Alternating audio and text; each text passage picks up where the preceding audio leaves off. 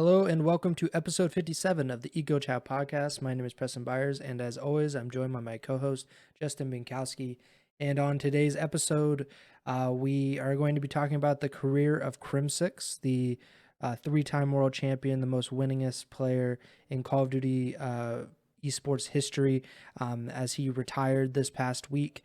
And we haven't had an episode since, so I think it's a great time to talk about Crim and like his impact on Call of Duty and his legacy in Call of Duty.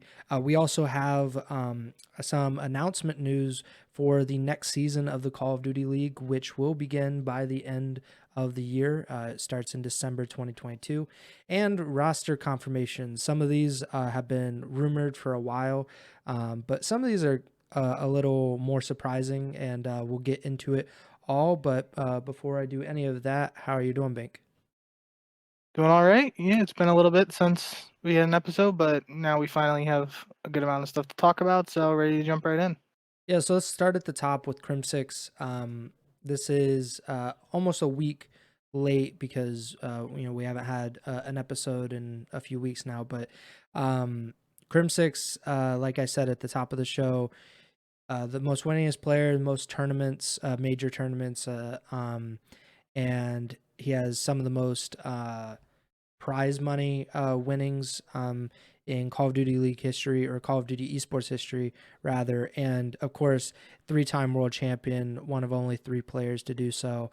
That kind of speaks for itself. I think the fact that he's been able to rack up all of these accomplishments and be a part of two, I think, Atlanta FaZe has kind of made a jump in there, but before FaZe came onto the scene, it was Optic and Complexity. Those were like the two dynasties that Call of Duty has had, and he was at the center of both of those.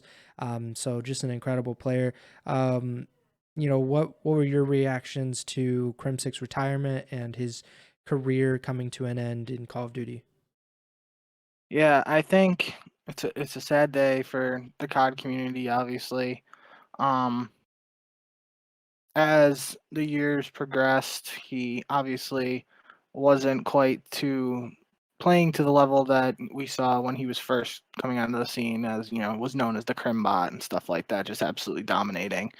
Um, but he was still a winner and a proven leader, and I think that was pretty well encapsulated in the MW championship you won with Empire, with Clay, Shotzi, Illy, and Hook. He obviously had the help of Clayster in the leadership department, but that's towards the end of his career, playing with two rookies at the time who one of them, Shotzi, it was really his first time playing competitive COD, like Respawn at that level.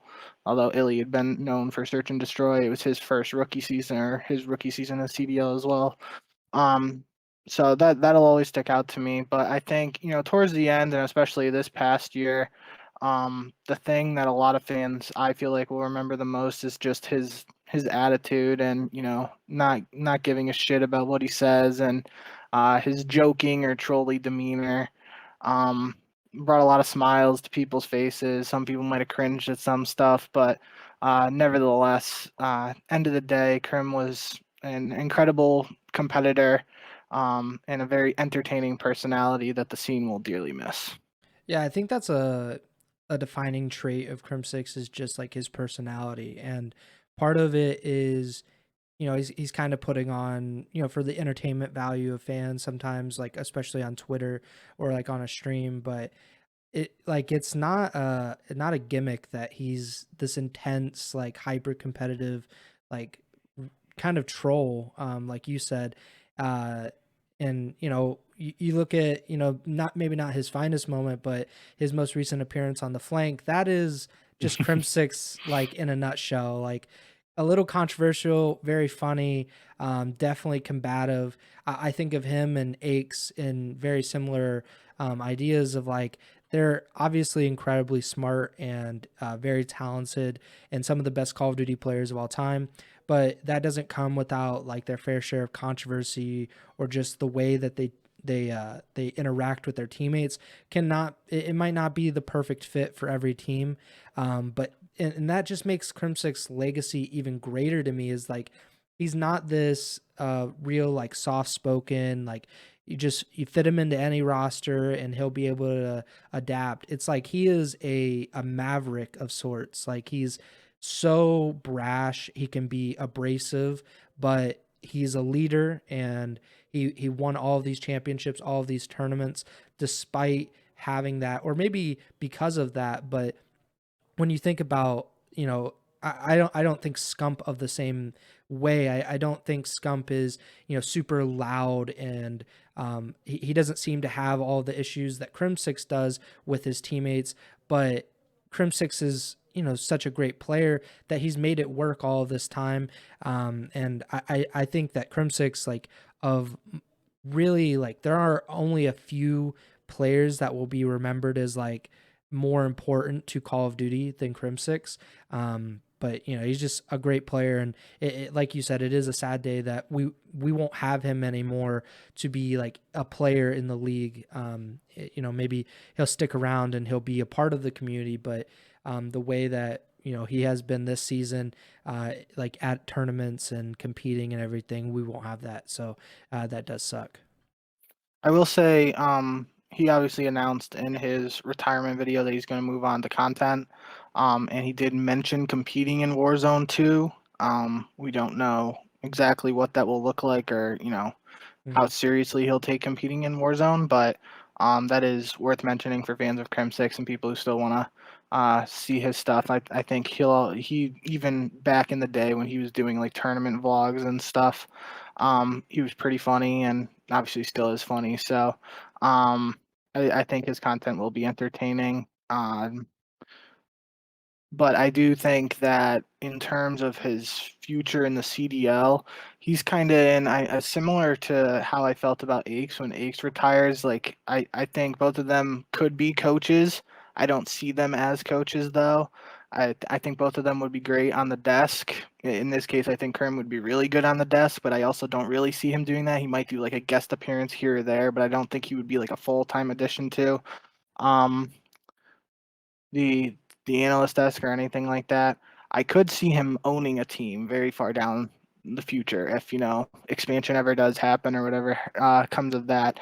That's what I think his potential future could be in the CDL. Again, he could very well coach, and he would be good at it. Could very well do the analyst desk and would be good at it. But I think potentially moving into an ownership role would where I would see him. But again, I don't even know if that's what he's interested in. For all we know, he could very well just do content and kick his feet up and chill for a while. He's certainly got the earnings and the money to do so if that's what he wants. I think it'll be entertaining on the flank, at least. A Crimsix that isn't tied to any organization or any particular team, if he does end up just like showing up on the flank now and then, because he's like Aches. There's no really controlling them at times, and that can be good, that can be bad, and that would probably be the reason I don't particularly see him as like an analyst on the CDL desk. Just he's a little different than everybody else. But yeah, he would be incredible if he wanted to do it. But yeah, just kind of putting a cap on it. Just incredible career. Obviously one of the greatest, if not the greatest, Call of Duty player of all time. People will have that debate, and like there's no debate without Crimsix, obviously. But just an incredible career, and definitely going to be missed within the community at events, especially. Let's go to these the season announcement, because this just kind of popped up one day. The YouTube stream was counting down, or the premiere or whatever was counting down, and we didn't really know exactly how much the CDL was going to announce.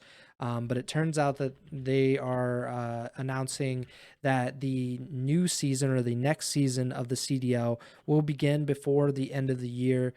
So it will be a 2022-23 season upcoming. which is definitely gonna make Bink stress out trying to figure out how to write that No, because it's we not the 2022 season. We just had the 2022 season. You can't have a 2022 season and then a 2022 and 2023 season combined. We just had 2022. The event happened in 2022. It's still part of the 2023 season. Don't care. End of discussion. see. I told you he wouldn't be too happy about it. Yeah, so the 2022-23 season begins in December, which I love it. I know we were talking about it in DMs like a while ago. Like Tremor was involved, and I was saying like it needs to be as soon as possible. Like it can't even like even if you get to like January like 15th or something like mid-January, which would be the earliest start date that the CDL had ever had. Like even then it's just kind of like who's going to be waiting around for the CDL in January. The next season of the Call of Duty League will actually begin on December 2nd, which is just a little bit over a month after. Let me check. Modern Warfare 2 release date 28th. is 28th. Okay. So just a little bit over a month after Modern Warfare 2 comes out, a few weeks after Warzone 2.0 comes out, I believe. I think that's That's the 16th mid-November. of November. Yeah. Yeah, so they really are capitalizing on what probably will be a gigantic launch for Call of Duty and Warzone and everything involved in that. So December 2nd is when the qualifiers start for Major 1. And then the first major of the season will happen about 2 weeks later. And the first major will be a Pro-Am. So instead of having that mid-season Pro-Am Classic like we had last season, we are going to have the first major of the season be a Pro-Am, and that will take place in Raleigh, North Carolina. That will not be hosted by any particular CDL team, but there will be 4 additional majors after that. The second of which will be hosted by the Boston Breach, the third hosted by Optic Texas, the fourth hosted by the New York Subliners, and then the fifth is to be determined. And then there will be a CDL championship at the end of the season to determine another world champion. Let's get your thoughts on this format. Obviously, we don't have like the specific details of like the qualifying matches, like how different it'll be, or whatever the schedule will be. But we do know that there will be 5 majors. The first of which would be a Pro-Am, and then you have the playoffs at the end of the year. So, and obviously the start date is probably the biggest thing. But what's your thoughts?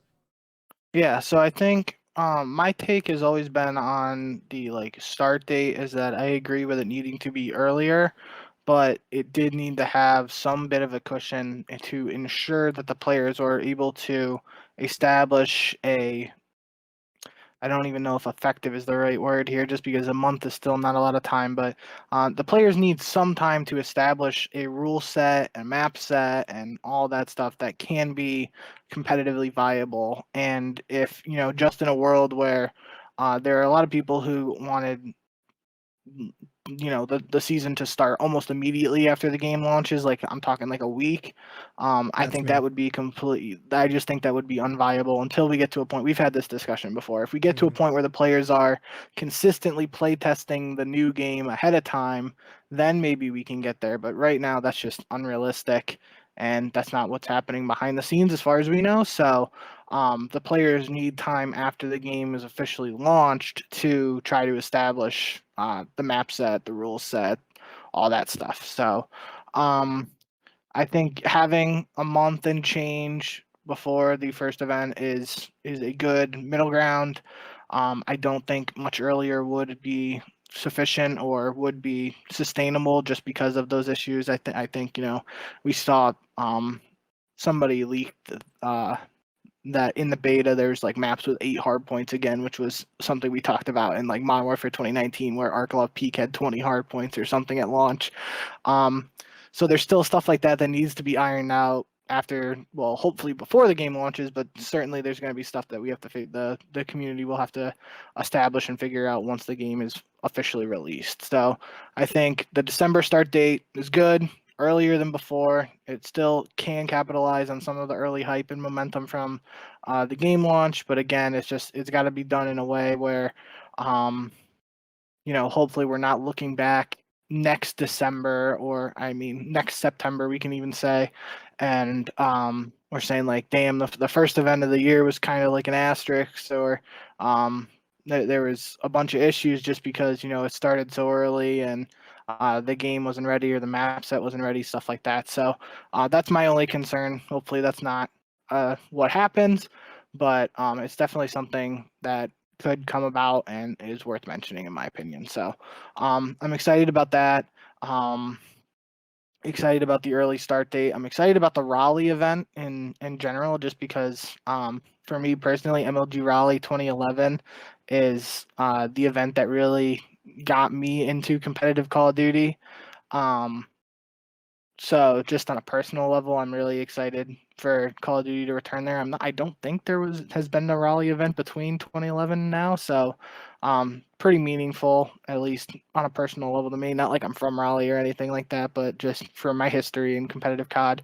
And yeah, I think it's interesting that although Boston didn't host the major last year, they hosted the Challengers event that was like connected to the New York major, and obviously New York and Optic hosted events last year.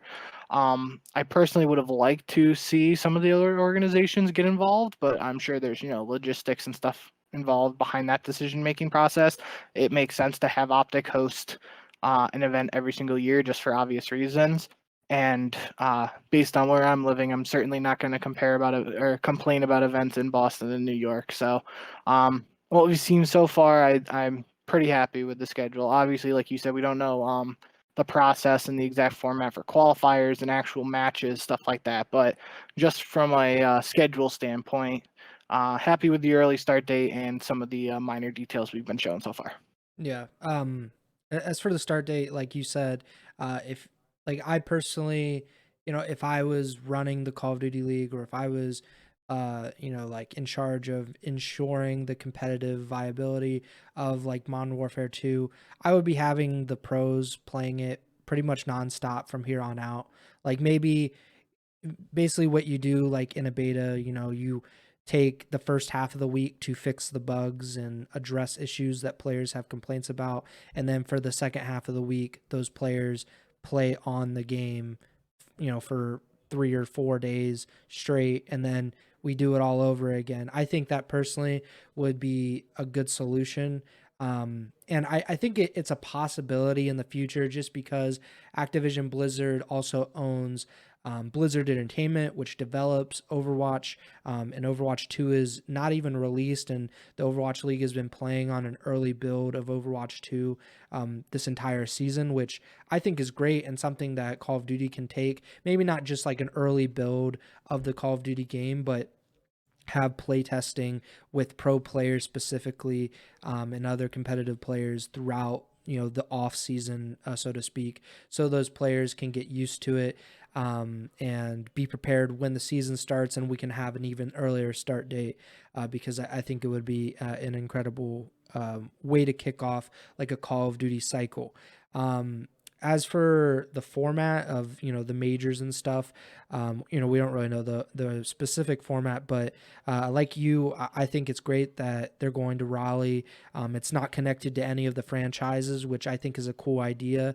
There's no real limit on where they can go, especially to kick off the season, have it somewhere new, and somewhere that is familiar with Call of Duty history. Halo, I think, has been to Raleigh more recently, so there's that connection with MOG and all of that. So that's a good tie-in. I do agree with you as well that we should be trying to get as many franchises and as many markets a LAN event as possible. I understand like there's a good reason why you would want to go to New York, or if that fifth major, I don't think it will be, but that fifth major might be Los Angeles, or champs might be in Los Angeles again, which is somewhat likely, I think. Like I understand that they're two gigantic markets, and they also have LA at least has two teams that you have fans for, theoretically. So I understand that, but it'd be awesome to see a Florida major. Maybe it like Optic, they already hosted one. Maybe a Las Vegas major to have the Vegas Legion. The first season that they're in Las Vegas, have an event there. Obviously, going to London would be an incredible thing for the CDL. Something that needs to happen. It hasn't happened since early 2020 before the pandemic and everything shut down. So I personally think that we should, as a community, be pushing for more of that, because I saw some complaints about the locations of the major and how there wasn't a European major location, at least. And I understand that if you're the London Royal Ravens fan base, which is probably, like let's say 70-80% full of people that are like in England or the UK or Europe in general, how likely are you going to be to fly to New York or Boston or any of these other US based majors? But if it was at the Copper Box Arena, I think it was last time, where we had an event, I think a lot more people would be like more likely to go and maybe introduce their friends or something. But that's kind of a different topic for another day. But I'm pretty excited for the CDL season. I'm glad that they added an additional major. There were 4 last year, 5 this year. Definitely something that is a good thing for the CDL. More events is good in general. We should mention, though, that I'm technically, if you count the kickoff and the Pro-Am last year, there were 6 events last year. So there's, no, there would be 7 events counting champs too. Yeah. So there will be 5 events plus champs, so 6 events this year. So basically no kickoff. But the Pro-Am counting as Major 1 is worth mentioning too. They said in the announcement videos that CDL points will be earned at Major 1 / the Pro-Am this year, which that's a little interesting to me, just because I can see there being some complaint about, you beat we'll 3 say Seattle got 20 points because they beat 2 Challengers teams, but Las Vegas didn't play any Challengers teams or something like that. Yeah. I can see that being a point of contention. We'll just have to see how that works out, but it definitely, I'm glad we thought of it. It's worth mentioning that CDL points for the standings to qualify for champs, assuming they stick to the same process of only top 8 qualifying for champs. The Pro-Am will be very important if it's giving away CDL points. Yeah. It'll be something that'll have to be worked out. It also might change by the start of the season, because I'm sure there will be a lot of complaints about various things with the CDL. And when they announce the actual format and all of the qualifying information, I'm sure there will be more complaints. And I wouldn't be surprised if something changes by the time that December 2nd rolls around. Let's get into these roster changes, or these, roster announcements at least. So September 1st, this was 3 weeks ago, but the Seattle Surge, they announced that they're bringing back their entire roster from the 2022 season. So Accuracy, Mac, Pred, and Sib are all returning for the Surge after a 3rd place finish at the CDL Championship. Also won Major 3 of the season and had the best season that Seattle has had since the beginning of the Call of Duty League season, or the Call of Duty League in general. Any thoughts on this? Because you thought there might be, a change or so. Like, you thought Accuracy might be swapped out, like as a possibility. But what do you think about Seattle bringing back their entire roster? Yeah, I think it makes sense. I thought that if Seattle did make a change, trying to go for an AR upgrade would be what they would look to do, unless they wanted to move Sib to main AR and look for a flex. Mm-hmm. But I don't hate the decision to stick together. Like you said, it was the most successful season in Seattle franchise history. A lot of potential there with Sib and Pred as a young duo to build around. I think too that the one thing that, even if we're talking about potential AR upgrades, however you want to phrase it with Accuracy, he's still one of the best search players in the league. Super clutch, brings the intangibles and that leadership, especially that you might be looking for with young guys like Sib and Pred who will be entering their second season in the league. So I think it's fine. I think Seattle's middle of the pack team with that very high ceiling, and as we saw last year, they definitely will have the potential to win events. So really looking forward to seeing what Sib and Pred do in year two. We'll have my eyes on accuracy and Mac though to see how they perform. If with the contract situations and stuff, don't know. You would assume that Seattle wants to try to keep Pred and Sib long term, but um, it could be a big year if Seattle struggles for whatever reason. Maybe some other teams try to sign them in free agency.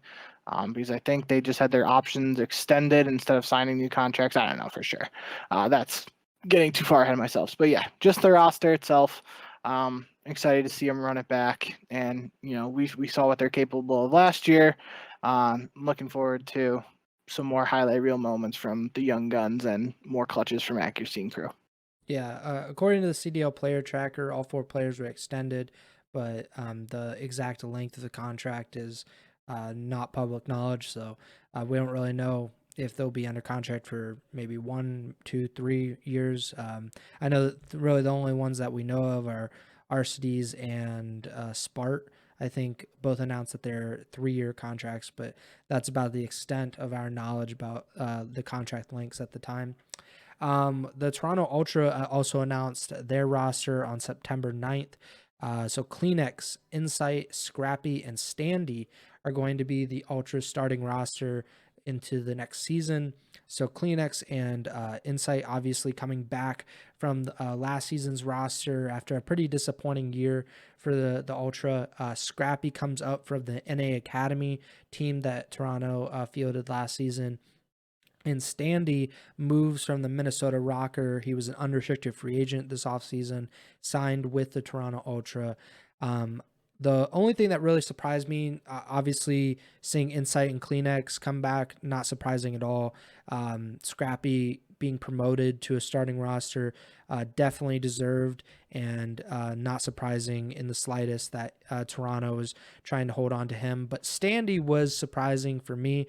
I thought that Hixie, who was also on, I believe, the Ultra EU Academy roster, if I'm not mistaken, but he's an Academy player. He was a substitute for the Toronto Ultra, and he was not a part of this roster.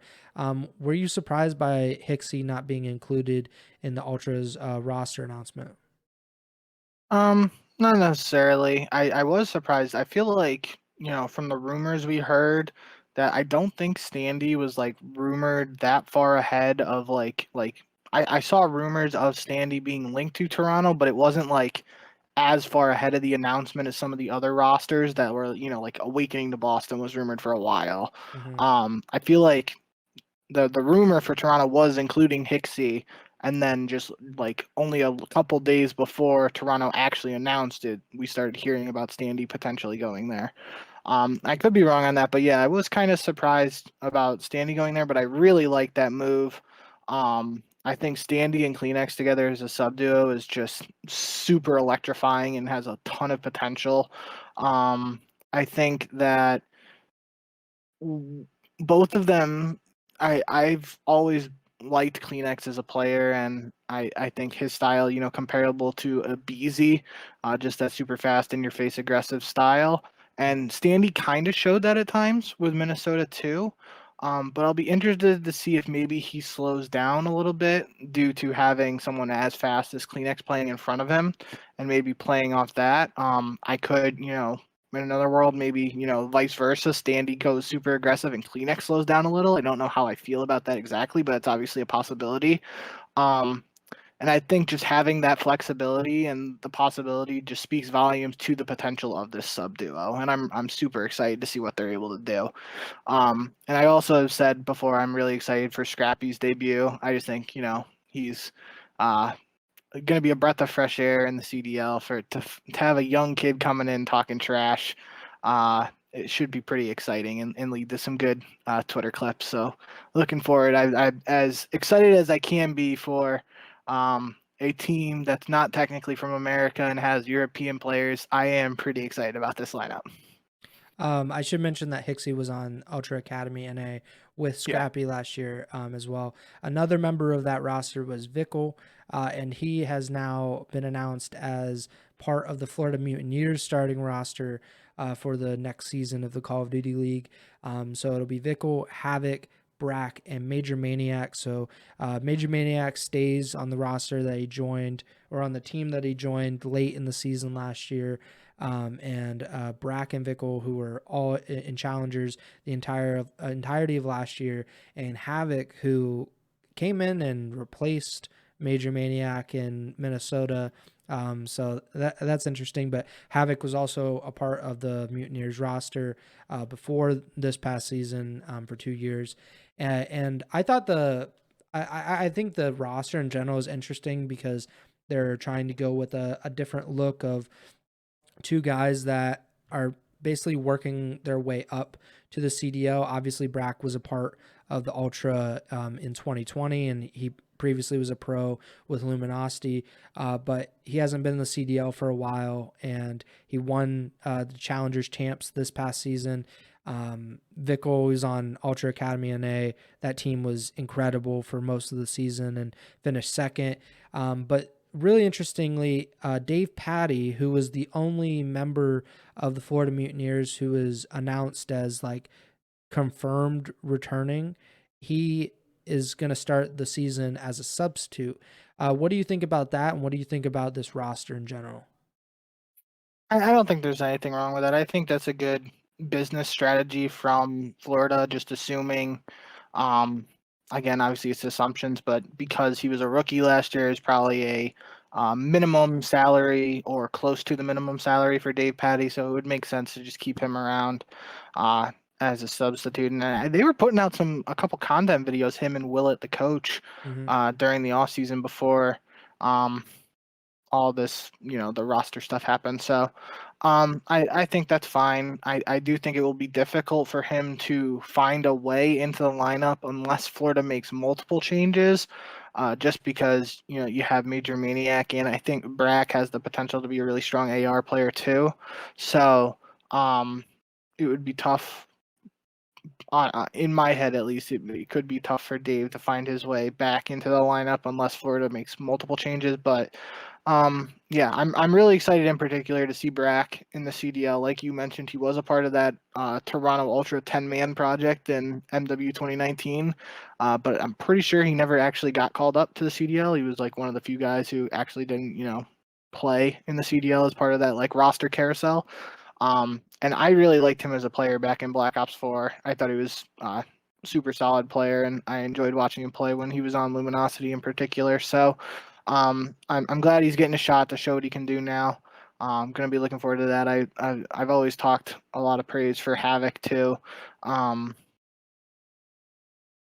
I think, we saw Havoc and Major Maniac back in the Gen G days. Again, Black Ops 4, thinking back to that, we know what they're capable of together. So, you got a good mix here of a couple veterans, couple rookies coming in, however you want to classify them.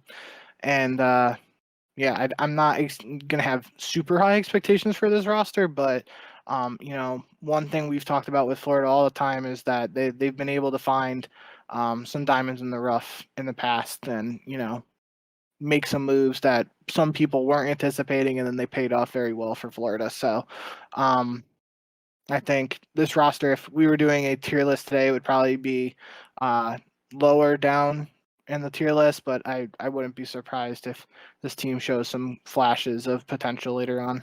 I should also point out that Major Maniac and Brack played together in Challengers this season as a part of the Shady Kings roster, which won the Toronto Open and also finished in second in the Elite Stage 3 playoffs. So that's something to point out. And then, like I said, Brack was a part of that roster that won Challengers Champs with Classic Exceed and Mohawk, which is an incredible achievement.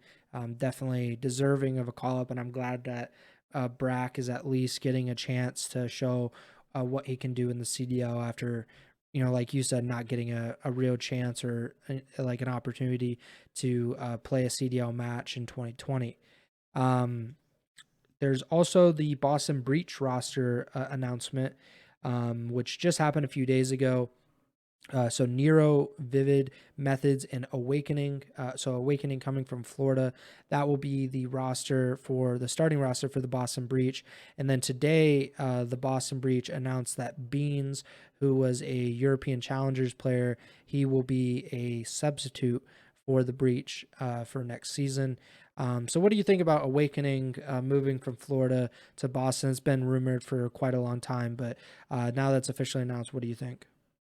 Yeah, I like it. I think last time we talked about it when it was a rumor, my big point was that last year when we saw Awakening and Vivid playing together, it was alongside Skies and Dave Patty for the most part, I believe.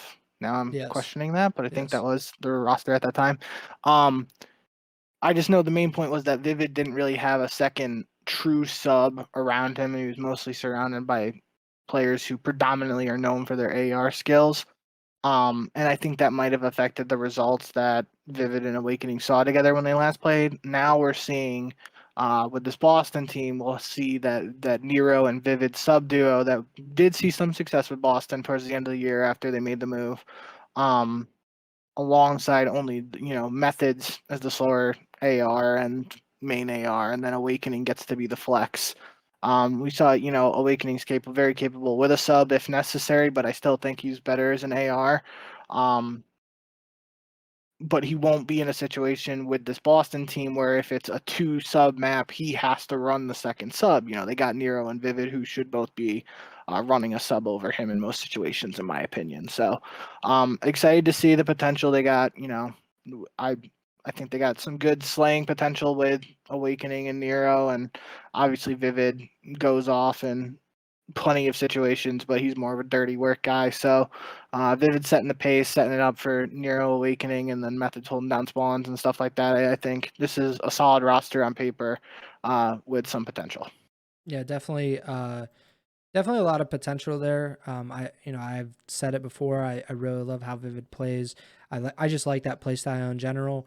Awakening before this past season, I think his stock was at an all-time high. People really thought very highly of him, and a tough season probably put a little bit of a damper on that. But Boston, they look to be a pretty good team on paper.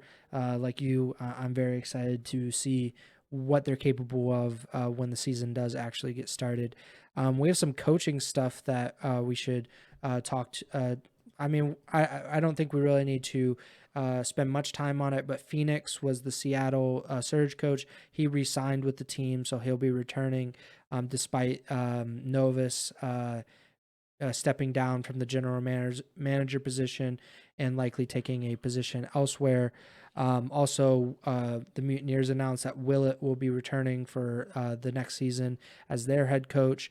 And the big one, Marky B, who has been with the Toronto Ultra since the beginning, has been, from what everyone can tell, a very crucial part of their operation in Toronto.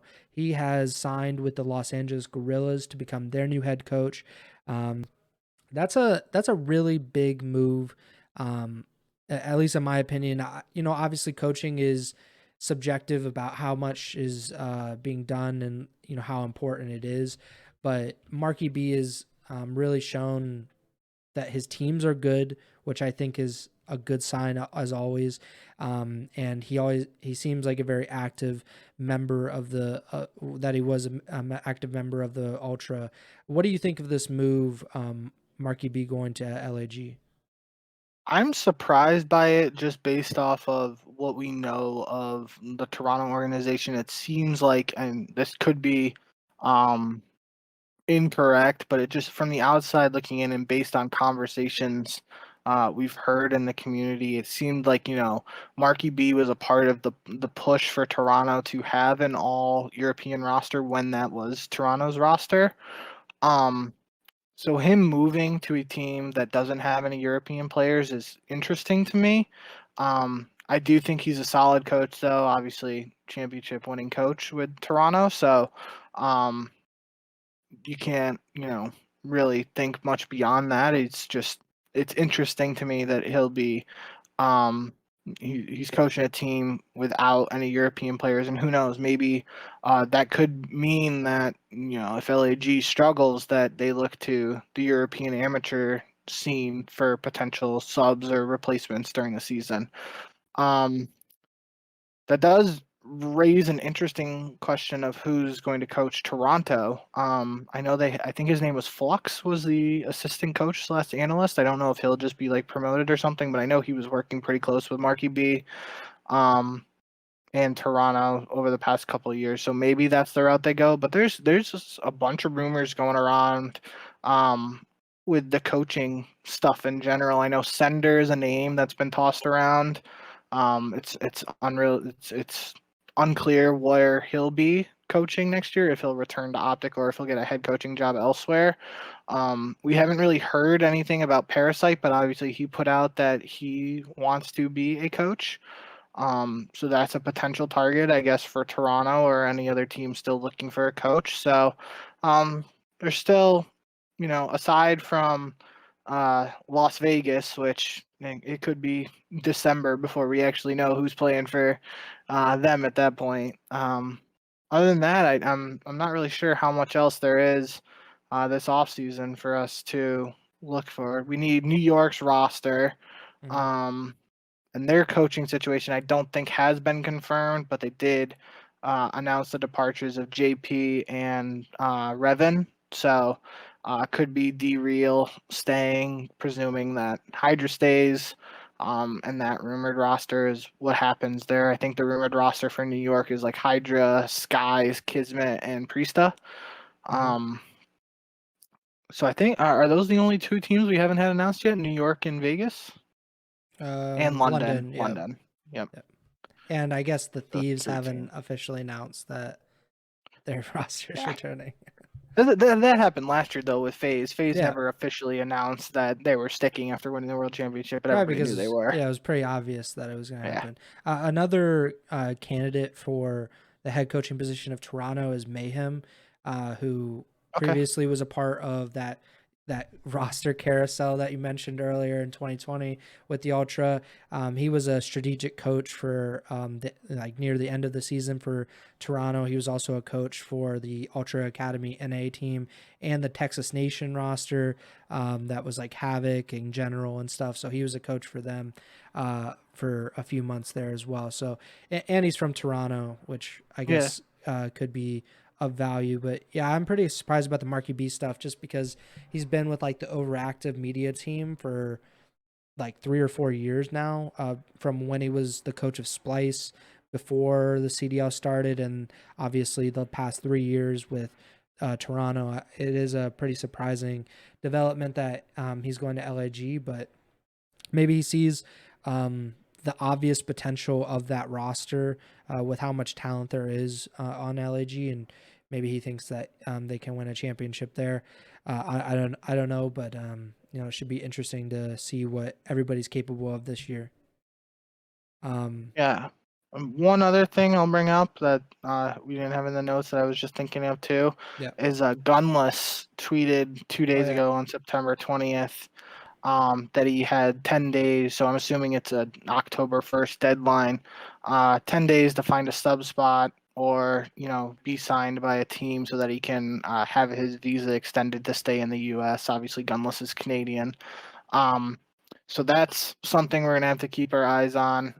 The first thing I thought of when I saw that tweet was that I felt like Optic might like just sign him, not even necessarily as a sub, but just for content. I know Gunless isn't exactly like a super entertaining guy, but he's a guy who really loves Call of Duty, and I feel like he would be good at content videos if that was something necessary. But he's just a competitor at the end of the day, so I don't know um, how much that would suit him. But I do know, he has that relationship with being on the Huntsman previously. So I could have seen a world where like they were trying to help him out stay in the U.S. But obviously we'll just have to keep our eyes on that, see if there's any developments with Gunless's visa situation. Yeah, hopefully he gets sorted out. He gets signed by a team, or he marries an American woman, which I think he did mention That as a was funny, yeah. possibility. So we'll see what It, happens. it's What'd you say? Yeah, it's kind of wild to just think about a player as talented as Gunless potentially not even being considered for a substitute spot, let alone a starting spot. Um, we know there's been, outside of the game situations where, um, I'm thinking of him benching himself back the United days. Long time ago though, obviously, and I feel like he's matured since then. And I just think he's a super solid player. He's one of those guys who, even last year during Vanguard, like he was grinding pubs in Vanguard, which takes a lot of personal commitment and will to put yourself through that. So he's a guy who loves Call of Duty at the end of the day and is going to grind it to try and, be the best player he can be. And I think all the teams in the league, if any of them are looking for a serious sub, that he would be a really good candidate. I think you'd also work as like a coach or an analyst, just with the amount that he plays Call of Duty when he's like really motivated. I think that's valuable. Just being able to figure out different nerd spots and be able to just bounce ideas off of him would probably be useful for most teams. But yeah, definitely hope that everything gets sorted, especially with all of the medical issues that he was dealing with earlier Yeah. this season. He just didn't have an ideal year, personally. So hopefully everything gets worked out on that end, and he's able to stay and continue this incredible career that he's had, because it's been like it doesn't feel that long ago that he was regarded as one of the best players in the world.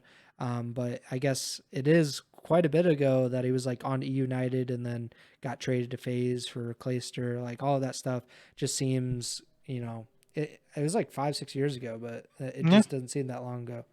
2017, he was MVP at MLG Atlanta, where I was at one of the. That was like that would have been the second event of IW I was at, I think. Mhm. Yeah, because Vegas was the first one.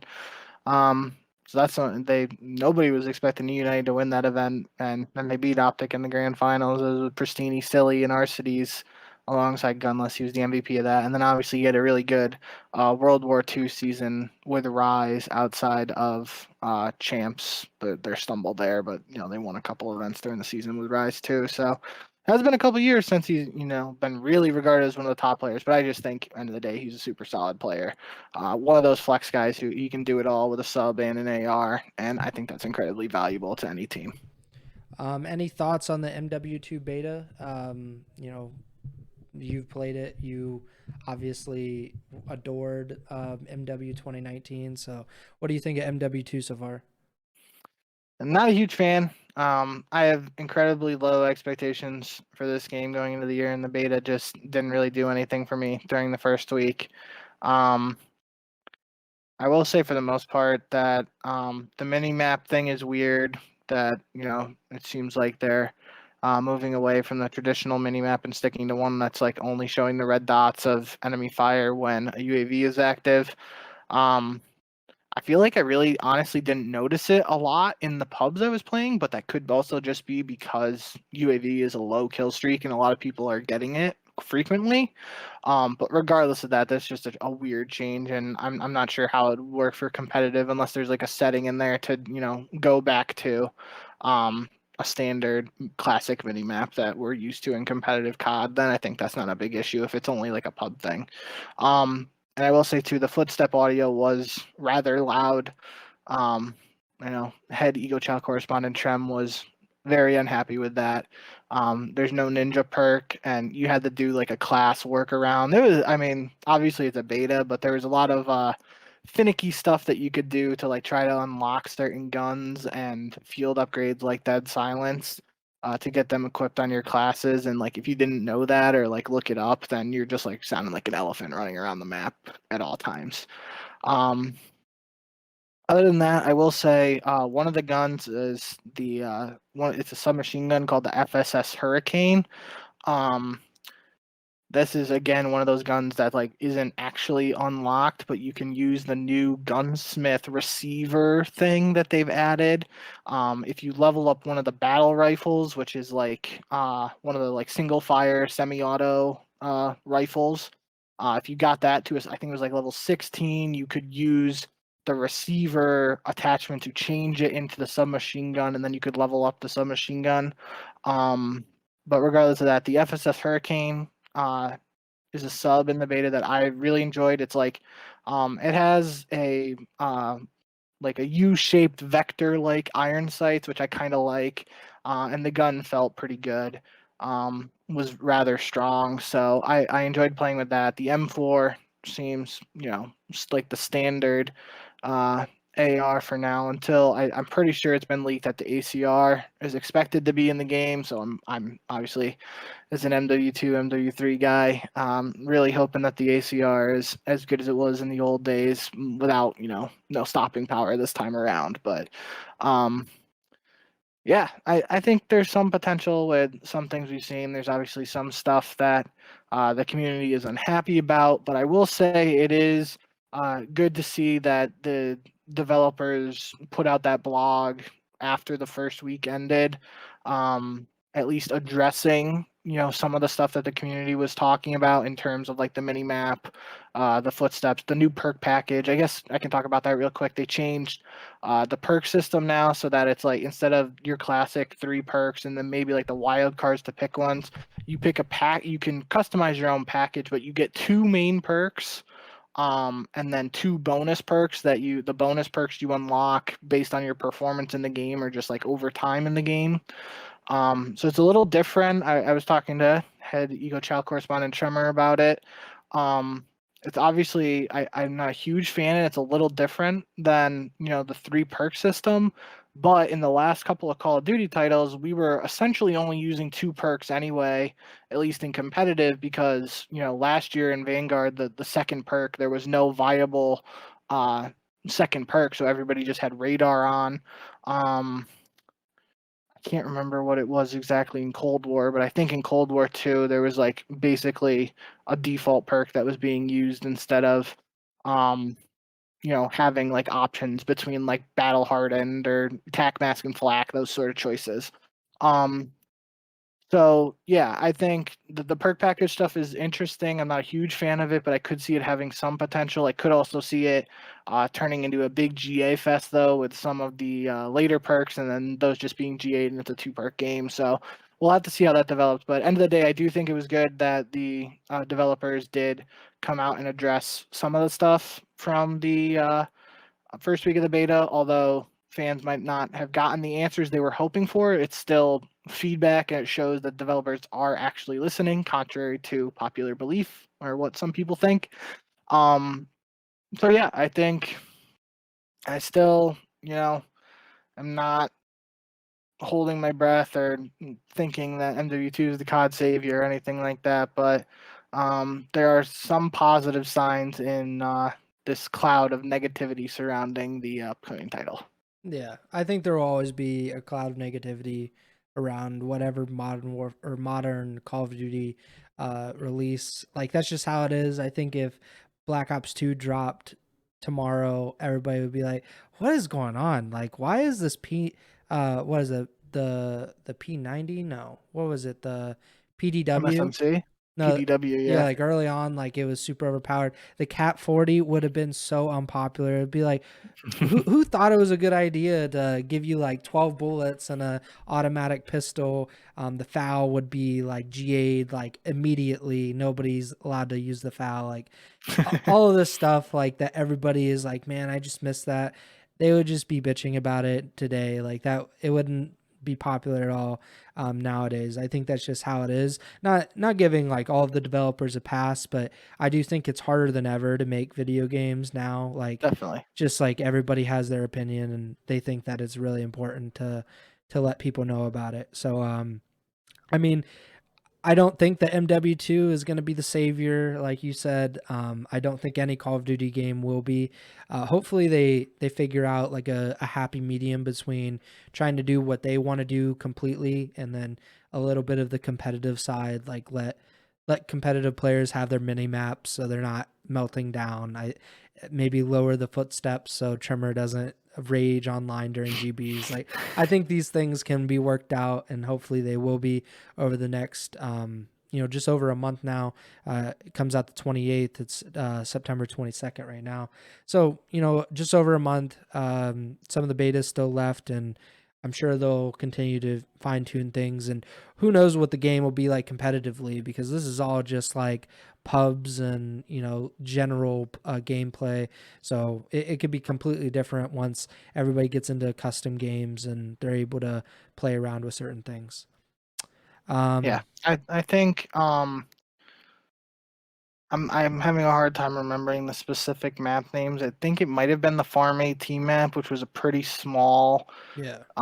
It's the one they map that teased. um I'm not 100%. I think it is actually Farm 18 that I'm thinking of, but regardless, it's definitely the smallest map in the beta, whichever map I'm thinking of, and it has like a maze-like area in the middle building that's super chaotic and domination stuff. You got guys just flying in with subs and stuff.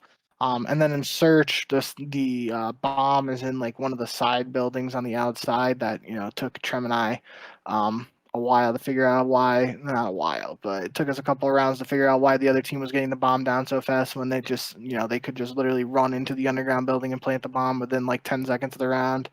But that map is pretty small and fun for casual modes. I could see it being comparable to Nuketown, just in the sense of like the MW2 version of a very small, chaotic, fast-paced map.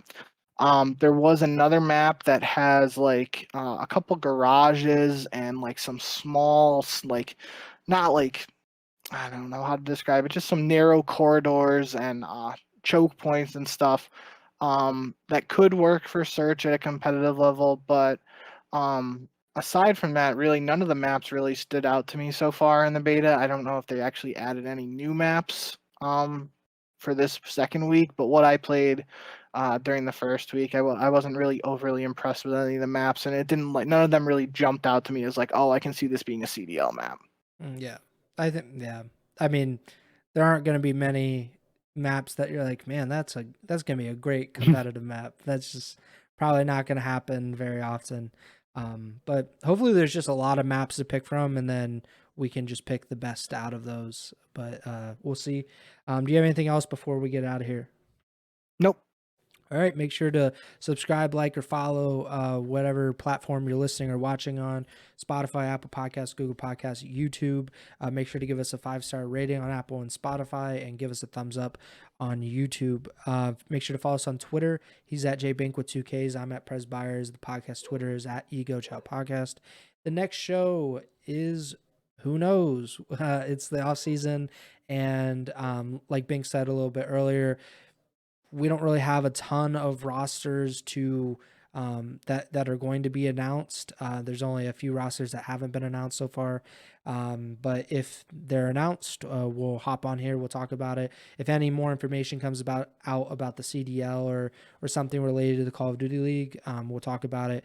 But just make sure to follow us on Twitter. That's probably going to be the best way, or just make sure to follow or like your podcast feed so you're getting it every time that we end up doing a podcast. But yeah, that does it for me. Take it away, Bink. Yep. Short and sweet this time around. Thank you guys, as always, for tuning in. You'll see us whenever you see us again. Hopefully, it's not too long ago. I guess maybe we could do a show next week, depending on if we have anything particular to talk about with the beta, but no promises there. We'll let you guys know when we're going live next. And yeah, that's all I got. Thank you guys for tuning in. And as always, remember to send the chow.